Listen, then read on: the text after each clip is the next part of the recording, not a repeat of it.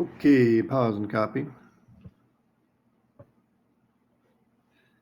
So for plane, you imagine a infinite sheet of paper, flat, in R3. We have two direction vectors here, not just one, as was the case for a line. Oh yes,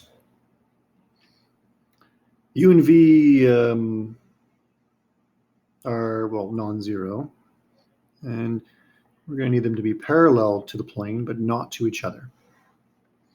Why is that? Well, you tell me. Exercise. What happens if U and V are non-zero, but parallel? So pause and try that. And the answer is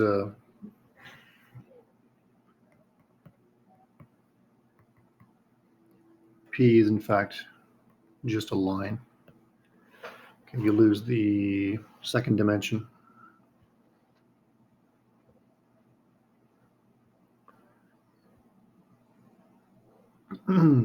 Okay, pause and copy this starred item here.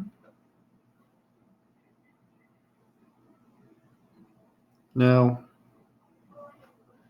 let's see, do I want to draw the picture? No, I don't draw the picture yet. Okay. Okay, so no slopes for planes, but you have kind of its not position in place in space, not position in space, but its orientation. Kind of, I guess it's the R3 version of slope is the best we can say. So if you have two vectors that are parallel,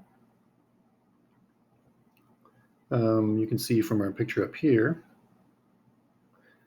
the two vectors here that are parallel to the plane, okay, they tell you the orientation of the plane. Now you can vary x0 and move P around in space. But I think if you'll agree that if you maintain U and V, then the overall orientation of the plane is not going to change. Okay, it could shift around in space by changing x0, but orientation remains the same. Okay, perhaps less familiar is the notion of a normal vector. Okay, a normal vector can also give us the orientation of a plane. So let's see this picture here. Pause and copy.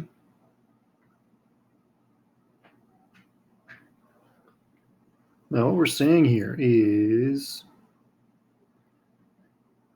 that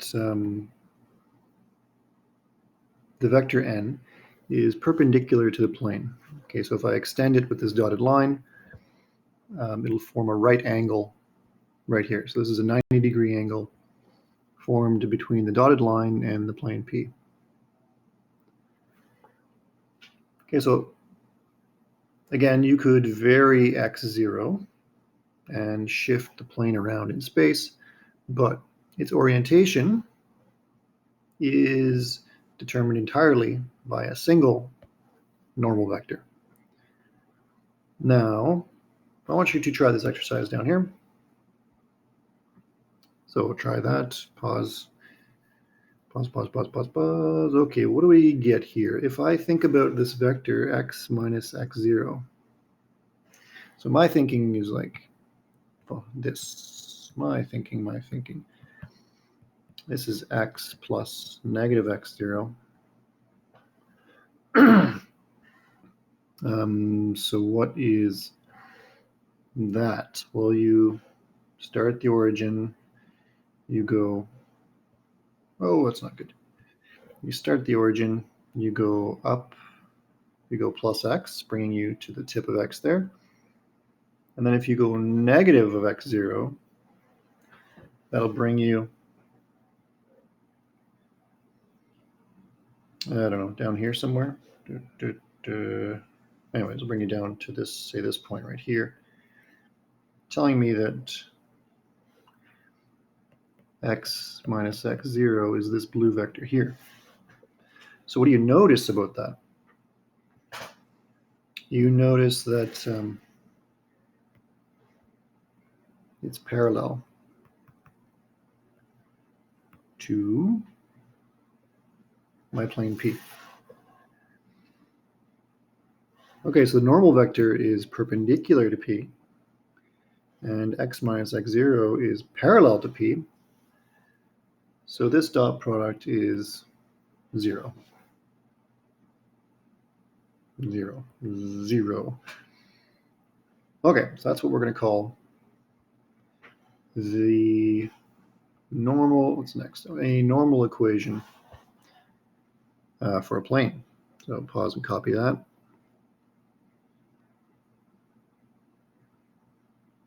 So let's see. Remember in R2, this represents a line, but in R3, the exact same equation is representing a plane.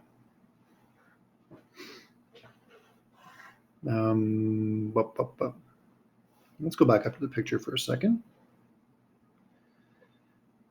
So we have an x, and we have a x0 or x0. Maybe I should write what x is. X is going to be a vector containing our variables, x, y, z. Okay, so the variables reside here. And x0, it can be any vector on the plane, but we think of it as a fixed vector, okay, as opposed to the vector x, which contains the variables. So you'll have a choice for x0. You'll have an infinity of choices. Okay, you can choose any vector you want on the plane. All right, moving on. So here's my normal equation. So I'll do an example here. So copy down this example. Pause. Okay. Finding a normal equation. How to do this? Well, what is the normal equation? It's n dot product x minus x0. So I need to find n, and I need to find x0. So x0 is the easiest thing. X0 is equal to any vector that's on the plane. So I will choose the given vector up here, 1, 2, 0.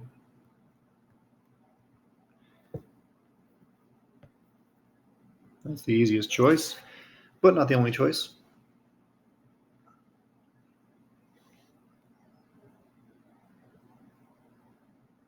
Normal vector is the harder thing. So what do I need? So I need a normal to P. So if you are normal to P, that means that you are orthogonal. Oops. Let's say orthogonal to both direction vectors. And we'll call them U and V. And we'll label them up here. First direction vector is U. Second direction vector is V.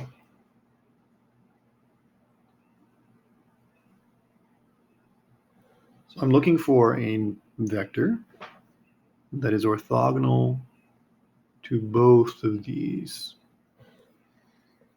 So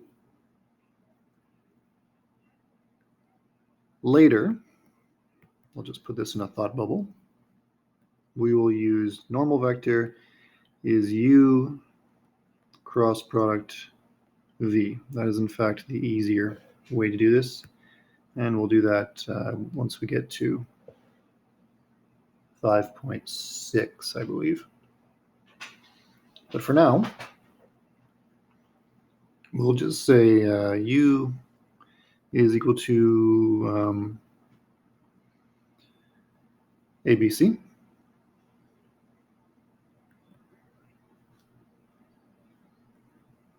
And I need U dot V to be 0 and oopsie daisy. What am I talking about? Sorry. This is not what I want here. I want my normal vector. I'm going to call my normal vector ABC. So sorry, major typo. So I need n dot u to be 0 and n dot v to be 0. So I'm going to choose ABC so that these things are both 0. N dot u, what's that? That is, so I'm doing dot product of this guy with this guy. I get b plus 3c.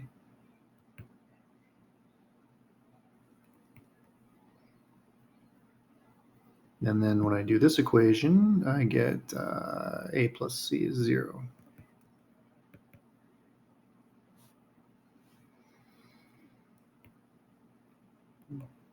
In general, you put this into a matrix.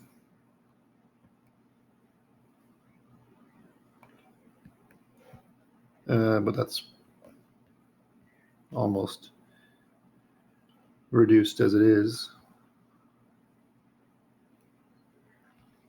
So I end up back where I started.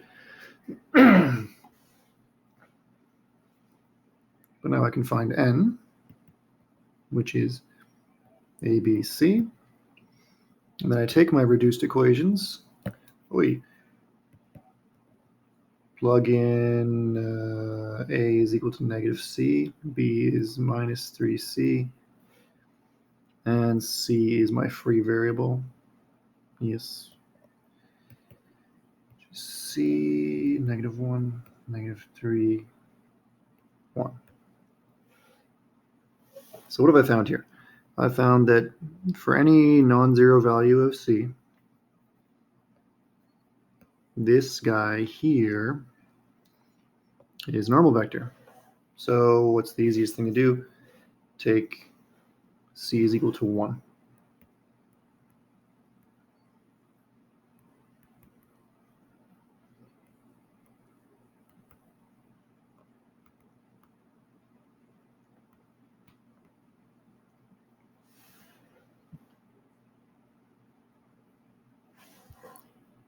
So what did I do here?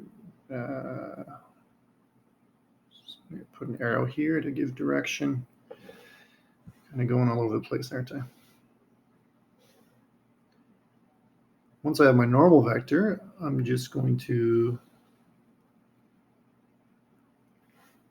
take that and plug it into my normal equation. Let's put this closer to my arrow. N dot x minus x0 is 0. So my normal vector is negative 1, negative 3, 1. X minus x0 is x, y, z, minus, minus, minus. X0 is chosen up here. 1, 2, 0. And then if I perform the dot product, I get negative x minus 3y plus z is equal to negative 7. And you could multiply by negative 1 on both sides if you want, but it doesn't matter. This is okay as our normal equation.